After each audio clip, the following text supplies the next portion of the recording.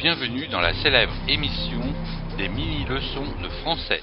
Cher professeur Pivot, quelle est la leçon du jour? Il faut savoir accorder correctement les adjectifs de couleur. En effet, cela pose en général beaucoup de problèmes. Il faut tout de même savoir que la plupart des adjectifs de couleur s'accordent en genre et en nombre avec le nom auquel ils se rapportent. Comme par exemple une chaussette bleue, des pantalons noirs et des chemises vertes, etc. Cela a l'air plutôt simple. Oui, mais il existe des exceptions qu'il faut connaître par cœur. Je m'en doutais un peu.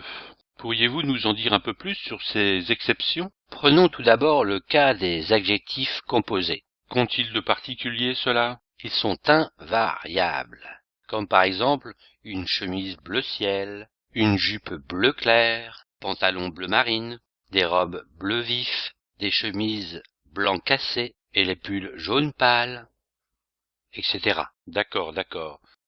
Les adjectifs composés sont donc invariables. C'est tout ce qu'il y a à savoir sur les adjectifs de couleur? Non, hélas. Les adjectifs qui sont au départ une réalité, un végétal en général, comme les marrons, les cerises, les oranges, sont également invariables. Donc, on n'accorde pas les adjectifs représentant une chose réelle. On écrit des chaussettes marron sans S, des oranges orange, sans S pour l'adjectif, mais un S pour le nom, et des chemisiers cerises, etc. Excellent!